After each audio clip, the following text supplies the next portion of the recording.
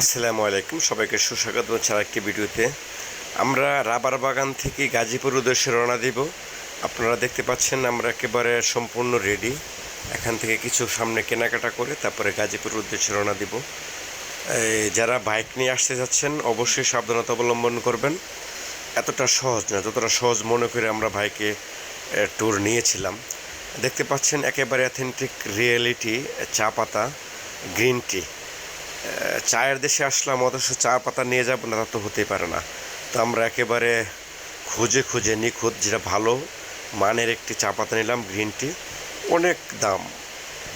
শ্রীমঙ্গলে চা উৎপাদন হয় বলেই যে একেবারে কম মূল্যে পাওয়া যাবে এরকম না। আসলে ভালো জিনিসের মূল্য সব জায়গায় বেশি। এটা হচ্ছে আদি নীলকণ্ঠ। নীলকণ্ঠ দুইটা আছে, একটা হচ্ছে বিজেপি ক্যাম্পের সামনে আর একটা হচ্ছে আদি নীলকণ্ঠ রাবার বাগান থেকে একটু সামনে মেডিকেলের মোড়ে। আপনারা যদি ভালো মানের চা নিতে চান তাহলে অবশ্যই আদি নীলকণ্ঠ থেকে আসতে হবে। আমরা এখান থেকে আদি নীলকণ্ঠ নিয়েছি। যাত্রাপথে পাহাড়ি কাঁঠালের একটি হাট দেখতে পেলাম, লোভ সামলাতে পারলাম না, তাই একটু নামলাম। এবং কি সামনে আমরা পাহাড়ি লেবুরও সন্ধান পেয়েছি। না কিনলেও ঠিক মন প্রাণ দেখে নিলাম লেবুর কি। তারপর আবার পুনরায় শুরু করলাম সেই পাহাড়ি পথ ধরে আমাদের গাজীপুরের উদ্দেশ্যে রওনা দিলাম। আসলে দুই পাশে যে পাহাড়ি রাস্তা নয়বরেম্ন, একেবারে মন প্রাণ জুড়িয়ে যায়। মন চাচ্ছিলই না যে ফিরে আসতে, তারপরও কর্মব্যস্ততা, ফিরে আসতেই হবে।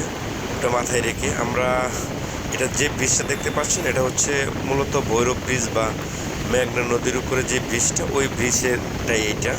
আমরা অবশ্য ব্রিজের মাঝখানে একটা ব্রেক দিয়েছিলাম একটু ঠান্ডা বাতাস খাওয়ার জন্য, যদিও আমাদের ভাগ্য সুপ্রসন্ন ছিল না, প্রচণ্ড রৌদ্র ছিল, আমরা ওই রকম পাইনি সুবিধাটা। তারপরে ওই যে সামনে জুয়েল ভাই এবং প্রদীপ ভাই ওনারা দাঁড়িয়েছে কিছু ছবি তোলার জন্য। আমরাও সেই সুযোগটা আর মিস করলাম না। আমি আর সাকত ভাই নেমে পড়লাম ছবি তোলার জন্য। ভর দুপুরে ওইরকম ছবি ভালো আসে এরকম না। তারপর কিছুক্ষণ আগানোর পরে আমরা হোটেল রাজমণিতে দুপুরে লাঞ্চ সারলাম। একেবারে ভালো মানের রেস্টুরেন্ট এরকম বলা যাবে না, তবে মোটামুটি চলে। আমরা এখানে লাঞ্চ করার জন্য নামলাম। অ্যাডভোকেট প্রদীপ ভাই, জুয়েল ভাই এবং সাকত ভাই, সাথে ছিলাম আমি। হালকা এই প্রদীপ ভাই দেখতে পাচ্ছেন ভিডিও করা নিয়ে ব্যস্ত।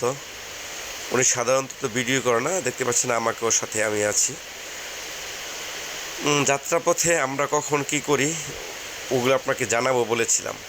আবারও সেই পুনরুদ্যমে শুরু করলাম এবং ব্রিজের থেকে মেঘনা নদীর যে একটি দৃশ্য, একেবারে কি বলবো, ভয়াবহ রকমের সুন্দর।